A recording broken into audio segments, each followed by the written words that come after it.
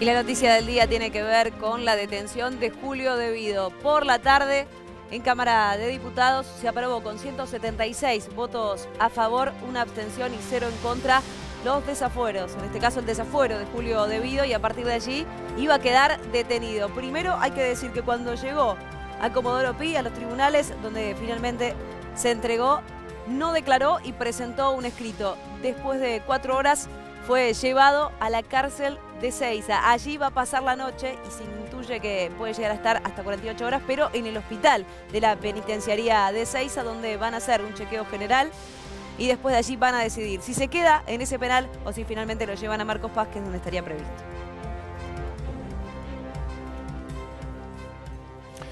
Bien, estamos con Juan Carlos Morán, que actualmente es el subsecretario del Ministerio del Interior, pero que además es el primer denunciante en una de las causas por las cuales Julio De Vido está preso. Bienvenido, Juan Carlos. ¿Cómo le va? Buenas noches, un gusto, Daniel. Bien, es la causa de los yacimientos de Río Turbio. Recordemos de qué se trata para que la audiencia refresque, porque esta es una causa que usted denunció. ¿En qué año?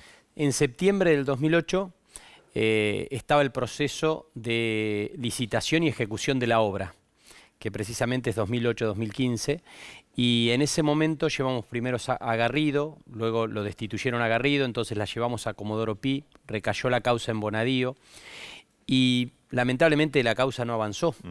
Al cabo de los años, Seidán, que había denunciado conmigo y que era concejal de Río Turbio en ese momento, Omar Seidán, fue el interventor y es el interventor de yacimientos carboníferos fiscales, y desde allí logró hacer una auditoría que fue ordenada por el presidente de la Nación, y esa auditoría 8 años después de alguna forma fue demostrando el modus operandi, en dónde estaban esos sobreprecios que nosotros sospechábamos en el 2008 de acuerdo a las comparaciones que hacíamos con especialistas en la construcción de la usina a carbón. Cuando ustedes lo denuncian en 2008, ya el tema venía desde bastante tiempo atrás. Sí, hacía 2 o 3 años que se planteaba el proceso de licitación.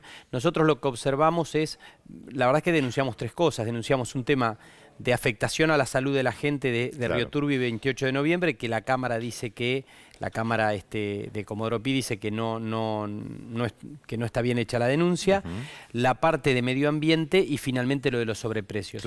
Lo de los sobreprecios sí es lo que la Cámara en reiteradas oportunidades le dice a Bonadío, investigue y no sobresea. Y finalmente es lo que por hoy Rodríguez también termina pidiendo el desafuero de De Vido. En ese momento nosotros lo estimamos en el 284% al sobreprecio que iba a pasar en los años siguientes. ¿En qué tipo de elementos? Y fue aproximadamente eso. Es más, es un poco más. ¿En qué había sobreprecio? La sospecha de sobreprecio era, digamos, básicamente porque el precio estandarizado en el mundo de la construcción de un mega a carbón es de tanta plata, creo $1.200.000. Era de tanta plata. Ahora, en Santa Cruz costaba 3 veces más. Esto era lo preocupante. Lógicamente que después, ¿qué fue lo que hace el interventor? El interventor, cuando realiza la auditoría, empieza a encontrar que se había tercerizado gran parte de la contratación en la Universidad Tecnológica de Río Gallegos, es decir, se había usado un tercero, una organización académica, para que contratara. En esa triangulación terminaban contratando por precios siderales, hasta el 400%, el 1000% más de lo que debían contratar. ¿Hay un cálculo en dinero de cuánto puede haber significado toda esta operación a lo largo de los años? Mire, la obra que tiene irregularidades es por 26.000 millones de pesos. De todas formas, Stornelli ya se animó a decir en la resolución que hay más de 260 millones comprobados en términos de irregularidades. Ahora, el dato que usted también lo decía al comienzo en la presentación, Julio De Vido manejó una caja de 740.000 millones de pesos. Si nosotros vemos, todas las obras fueron sospechadas de un 10, 20, 30%, todo era el común denominador. Ahora, el 10% de esa caja equivale a 1.400 hospitales para la Argentina que no se hicieron. Equivale a 150.000 viviendas sociales de el 1,5 millones de déficit habitacional que tiene la Argentina. Por lo tanto, lo que hay que saber acá, que los sobrecostos cuando existen y se comprueban y es condenada a la gente, no es solamente la cuestión de condena. La contracara es las obras que no se hicieron. Por supuesto. Enseguida le voy a preguntar si se puede llegar a recuperar parte de ese dinero. Pero vamos a compartir ahora una nota que tenemos justamente con Omar Seidán, el actual interventor en yacimientos carboníferos de Río Turbio. Julio de Vido con la UTN y las ex jefaturas de yacimientos carboníferos de Río Turbio han hecho con la UTN y la fundación de la UTN un mecanismo de triangulación para obviar todos los procesos administrativos y legales que puede tener cualquier empresa del Estado para poder vaciarla. Institucionalizaron la coima, tanto la fundación como la UTN nos cabrá cada uno el 10% para administrar fondos de yacimiento, contrataciones directas que hacían, bueno, y hacían desvíos de fondos. Solamente en el tren turístico estamos hablando aproximadamente de 300 millones de pesos que fueron desviados de una facturación de 700 millones que querían hacer. Se llevaron 300 millones sin hacer la obra, ¿no? Digamos, la obra no existe, no han invertido absolutamente en nada y lo poco que han hecho lo debemos hoy porque no lo han pagado. Ese dato de Seidán es impresionante porque hay un enorme sobreprecio, pero además no hacían la obra. O sea, Claro. Robaban todo el dinero, pero además no lo hacían. Bueno, es una constante en muchísima obra pública que encontramos al llegar con este gobierno. Obras prometidas y no realizadas, obras inconclusas, obras hechas por la mitad que finalmente terminan siendo un deterioro y por lo tanto es una inversión Claro. que se pierde en gran parte. Lamentablemente significó de alguna forma esos 10 años, la obra pública fue sinónimo de corrupción y tenemos que lograr, y lo estamos haciendo con el ministro Rogelio Frigerio, con el presidente Macri, que la obra pública sea sinónimo de transparencia y de servicio a la gente.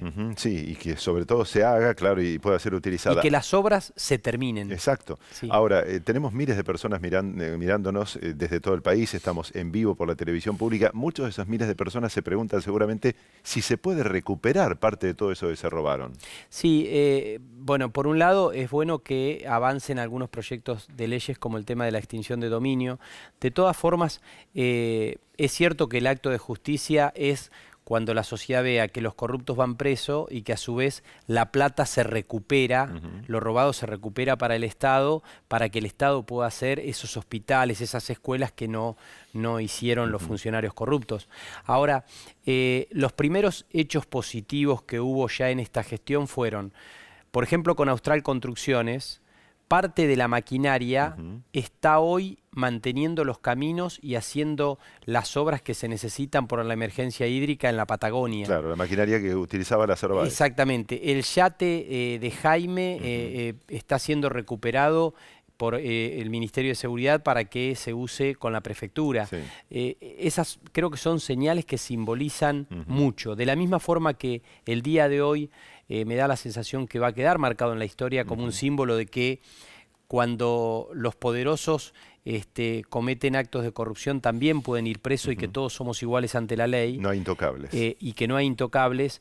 Esos pequeños hechos que deberían multiplicarse y sobre todo debería haber una situación de la justicia que recupere la plata para el pueblo, es lo que complementaría realmente el acto de justicia en términos absolutos. Juan Carlos Morán, muchas gracias. Gracias a usted. El subsecretario del Ministerio del Interior, aquí en Televisión Pública Noticias, edición central.